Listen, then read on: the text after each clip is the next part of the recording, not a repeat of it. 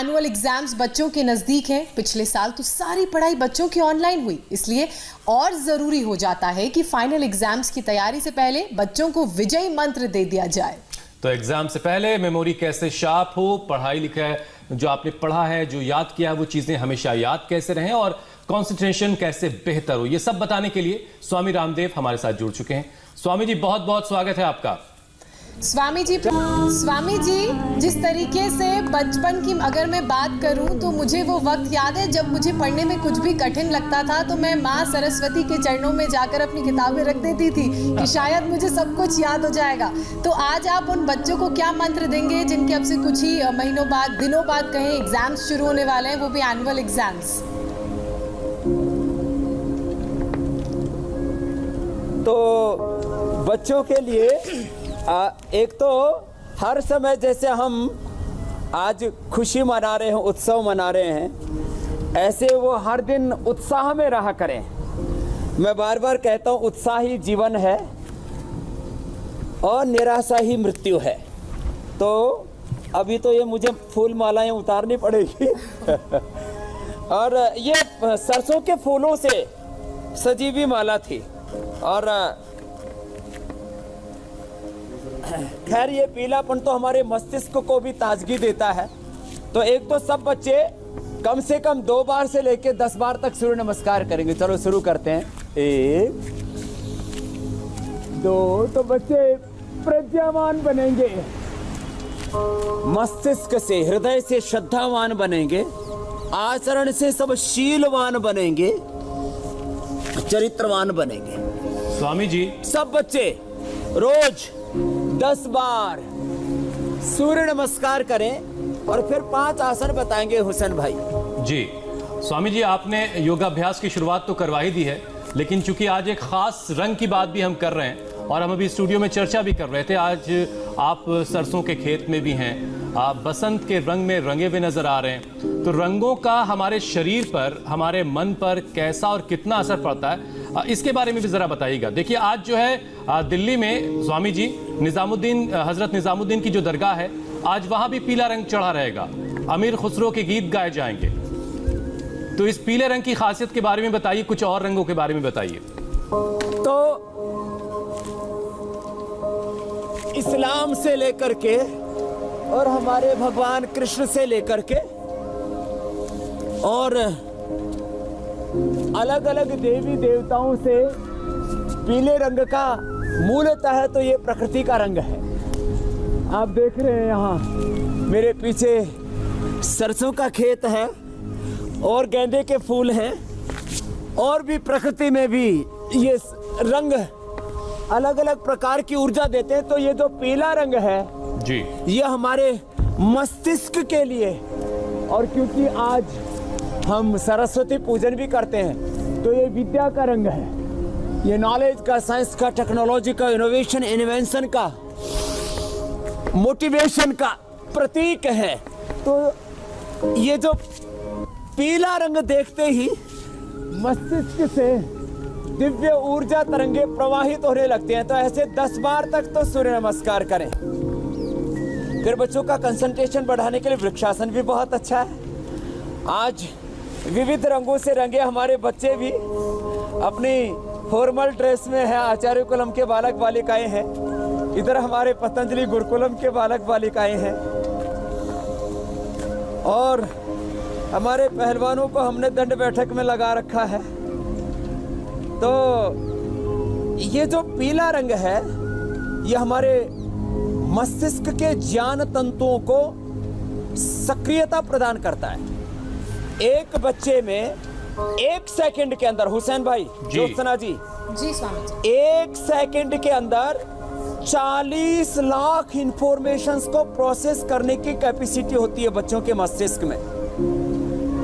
हम इस पीले रंग से और योग के रंगों से उस मस्तिष्क की ज्ञान शक्ति को जागृत करने का काम करते हैं। तो ये पीला रंग जो है वो हमारे ज्ञान का प्रतीक है, श्वेत रंग शांति का प्रतीक है, हरा रंग खुशहाली का और खेती खलिहानों का प्रतीक है, और लाल रंग हमारे जीवन में गरुड़ासन क्रांति का प्रतीक है, शौर्य का, वीरता का प्रतीक है लाल रंग।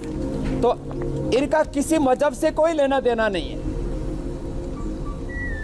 बच्चों को सूर्य नमस्कार, वृक्षासन, फिर गरुड़ासन, यह सब अभ्यास करने चाहिए और इन विविध रंगों से अपने जीवन को रंगोत्सव बनाना चाहिए। और आज तो हमने पीले रंग का प्रसाद भी बना रखा है, जो नेचुरल जो कलर है। स्वामी अब जी देखो, एक और बेसन रंग है का जिसका पीला सहज रंग है, हमने आर्टिफिशियल कलर नहीं डाला है।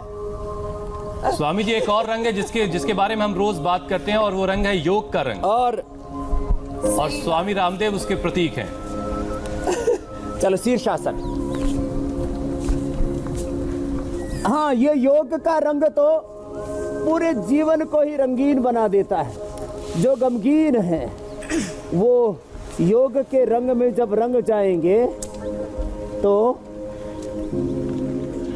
जीवन के सारे रंग, विद्या का, विनय का, वीरता का, शौर्य का, तेजस्विता का, जिसको श्रीमद् भगवद गीता में दैवी संपद कहा है, अभयम सत्व संशुद्धि ज्ञान योग व्यवस्थिति ही दानम दमश्च यज्ञस्य स्वाध्याय स्तप आर्जवम अहिंसा सत्यम अक्रोधस्त्याग शांतिर्पैशुनम दया भूतेषु लोलुप्तम आर्द्वम ह्रीर चापलम तेज क्षमा धृति शौचमद्रोहनातिमानिता भवन्ति संपदम दैवीम अभिजातस्य भारत।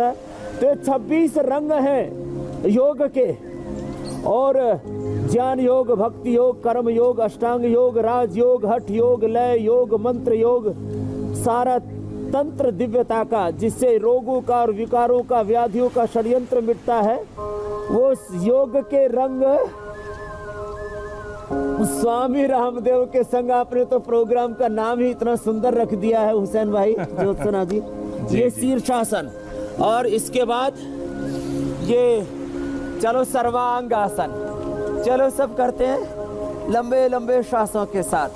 बच्चे जो ऐसा कर लेंगे ना, अभी एग्जाम का भी समय है जी हुसैन भाई, ज्योत्सना जी, तो सब बच्चे इतने तेजस्वी बनेंगे, मेमोरी इतनी शार्प हो जाएगी, जो पढ़ेंगे एक ही बार में याद हो जाएगा। आपने हमारे यहाँ पतंजलि तो स्वामी जी आप के बच्चों को, आचार्य कुलम के बच्चों को देखा है, एक एक दिन में 1,000 सूत्र, मंत्र, श्लोक आदि याद कर लेते हैं। योग से बुद्धि, मेमोरी इतनी शार्प हो जाते हैं, कंसंट्रेशन, आईक्यू लेवल इतना ऊंचा हो जाता है कि फिर जीवन में असफलता का तो प्रश्न ही नहीं। स्वामी जी आप सारे योगाभ्यास की बात कर रहे हैं या सर्वांगासन जो आप करके दिखा रहे हैं इस वक्त, आप बता रहे हैं कि ये सर्वांगासन जो बच्चे करेंगे उनका कॉन्फिडेंस लेवल बहुत हाई रहेगा, क्योंकि एग्जाम आप खुद ही बता रहे हैं कि एग्जाम बहुत करीब आ चुके हैं बच्चों के, लेकिन जो कॉन्फिडेंस है वो अक्सर बच्चों में कुछ कम होता है और एग्जाम के वक्त वो अपना 100% नहीं दे पाते हैं। तो उसमें कौन कौन से योगाभ्यास जो है ज्यादा कारगर हैं?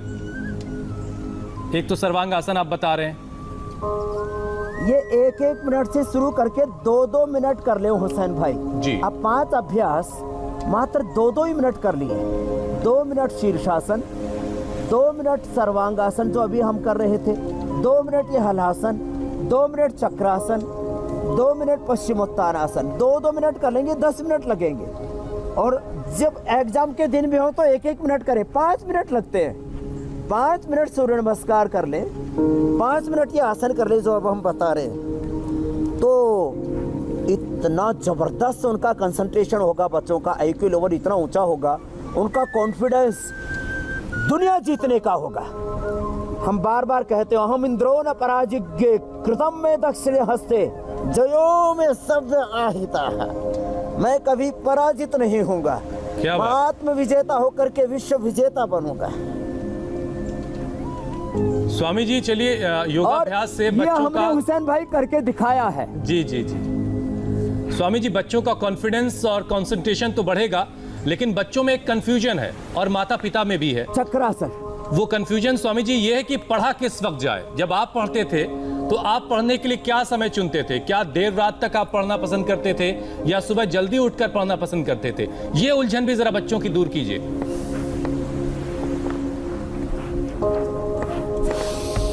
तो देखो ए बच्चों, चक्रासन, खड़े होकर के आगे पीछे दोनों तरफ पलटी मारो।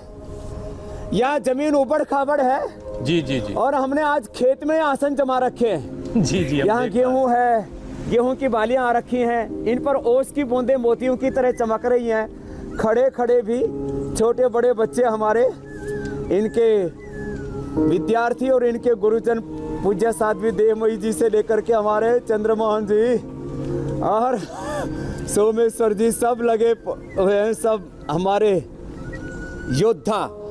और आप भी करो बेटा पश्चिमोत्तानासन, ये तो आगे पीछे चक्रासन और पश्चिमोत्तान। सबसे अच्छा समय है हुसैन भाई जी, सुबह 4 बजे से लेकर के 8 बजे तक का। ये जो हमारे छोटे छोटे बालक आप देख रहे हो ना यहाँ, ये सुबह पश्चिमोत्तानासन करो, ये 4 बजे उठ जाते हैं। ये 4 बजे उठे हुए और 4 बजे से ये अपना कार्यक्रम शुरू कर देते हैं। और मैंने भी 4 बजे ही पढ़ाई की है सुबह उठ करके, और 10,000 से ज्यादा सूत्र मंत्र मैंने याद किए। तो मैं कहूंगा सबसे अच्छा समय होता है सुबह का, और शाम का 7 बजे से लेकर के और 10 बजे तक शाम को भी बच्चे पढ़ाई करें।